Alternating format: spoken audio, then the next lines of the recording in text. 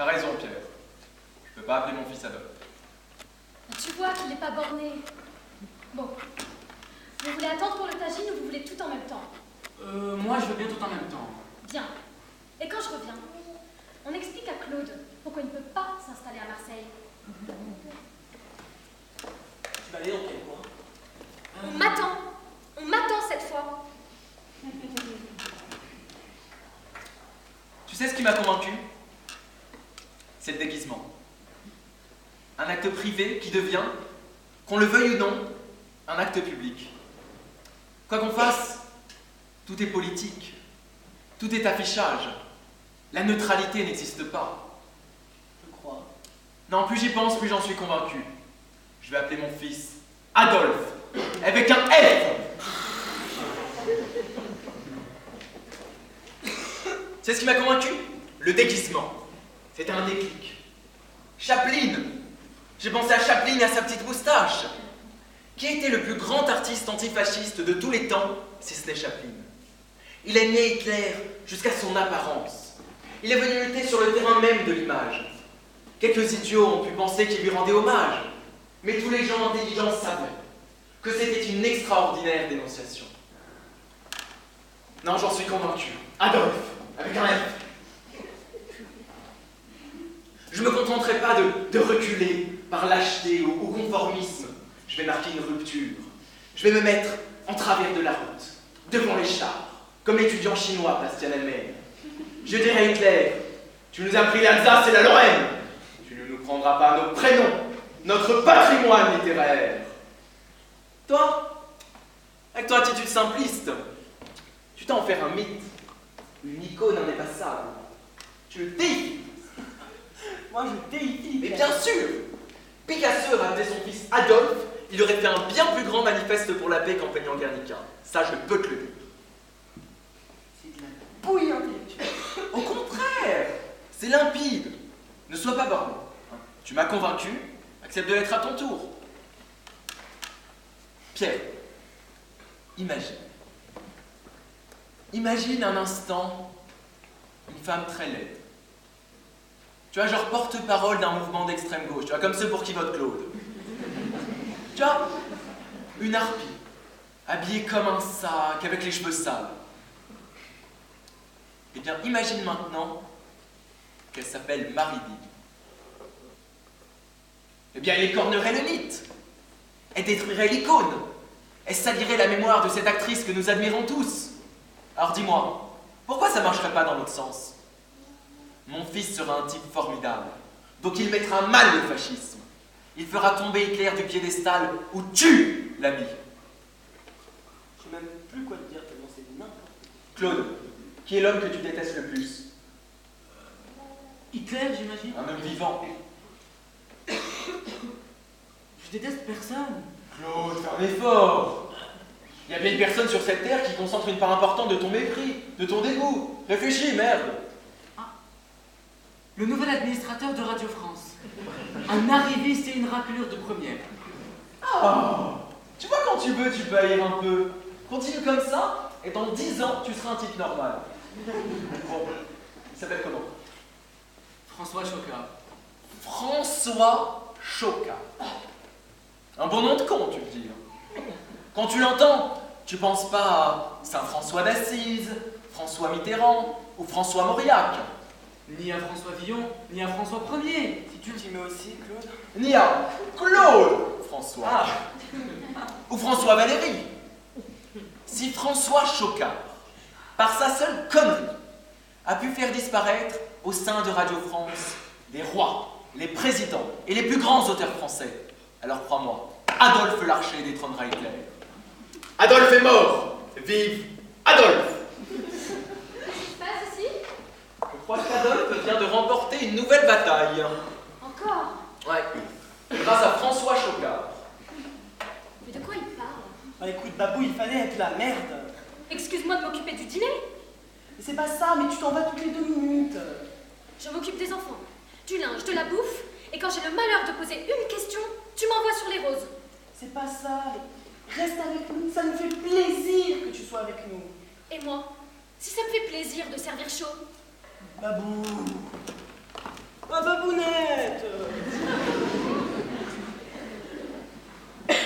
pense que c'est une sorte de jeu sexuel entre eux. À mon avis, elle lui donne la fessée. Tu ne t'arrêtes donc jamais. Ça va, c'est babou. C'est bien qu'elle pique ce genre de crise depuis qu'elle a 8 ans et demi. Tu sais, j'y ai vraiment cru. Hein. À quoi? Adolphe. Ah mais t'as eu raison, hein, je suis très sérieux. Hein? J'ai vu le livre dans la bibliothèque près du Bouddha, tu l'as mal rangé. Ah merde. Ah, Tu me dénonces pas, hein? ah, je tiens pas à participer à votre concours de bistouquette. T'aurais peur de perdre? Écoute, je dirais rien, mais je mentirai pas non plus. Tu te débrouilles comme tu veux. Ah ok. Et qu'est-ce que tu fais? Suisse? Ah, même Adolphe a respecté la neutralité helvétique. Un peu pour toi. Alors, c'est quoi? Bah, finalement, le prénom que vous avez choisi.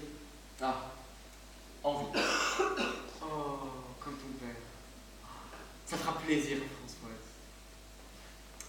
Mais, tu sais, vas-y mollo avec Babou. Elle s'est donné un mal de chien pour faire ce dîner. Ah, les amoureux. Anna est arrivée? Ouais. Alors elle a pas sonné, hein, pour pas réveiller les enfants, mais l'escalade et la façade, tu vois. À 8 mois de grossesse, c'est plus marrant. Bon. Changeons de sujet, tout ça valait pas la peine qu'on se dispute. Hein. C'est fait. Parlons de Marseille, Claude. Excuse-moi, Claude. Qu'est-ce qui vaut la peine de s'engueuler? Oh, Pierre, s'il te plaît. Mais je veux dire, on n'est pas non plus obligé de s'engueuler à chaque dîner, quoi. C'est vrai, on n'est pas obligé. Mais t'as pas répondu à ma question. Qu'est-ce qui est suffisamment important pour toi, Claude, pour mériter une engueulade? Ça doit être ennuyeux de toujours rester spectateur. Hein. Allez, lance un sujet, on te suit. Pourquoi tu ris? Tu nous en crois pas capable? Dis-nous ce qui t'intéresse vraiment, puisque visiblement, la question du fascisme t'ennuie. La question du fascisme ne m'ennuie pas. Mais vous n'avez pas parlé de fascisme.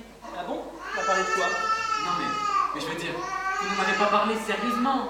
Vous vous amusez, vous faites semblant. Vous jouez des rôles comme quand on était petit. On joue des rôles.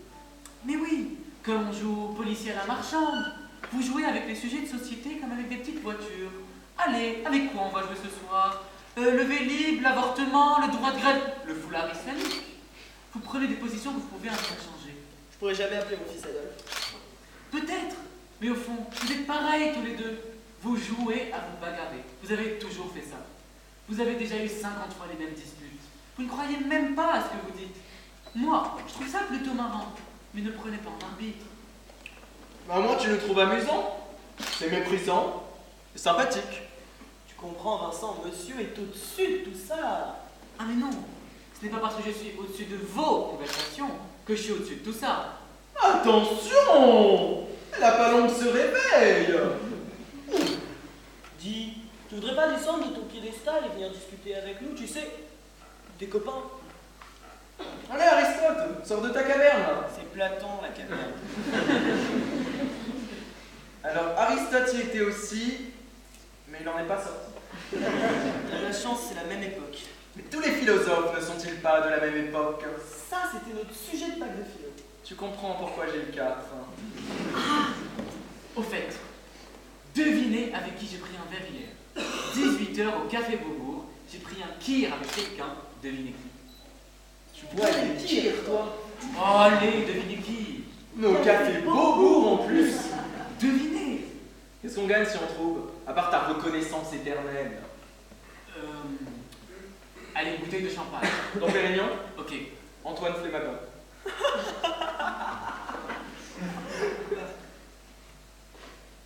Ah bah merde. Comment t'as deviné? Je sais pas, je trouve que t'as bien une tête à boire des kirs avec Antoine Flémagon.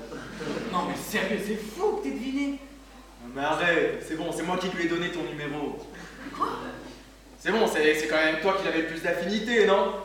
Mais c'est n'importe quoi. Oh, si. Merci.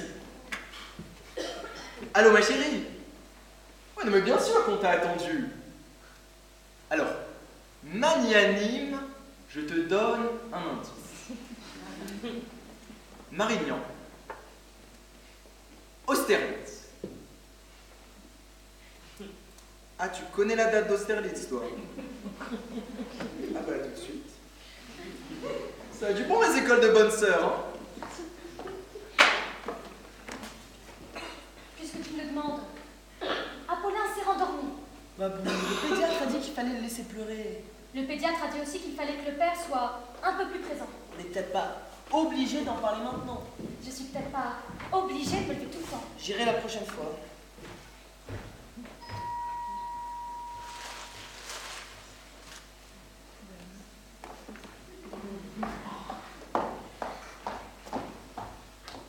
Oh là, je suis désolée d'arriver si tard.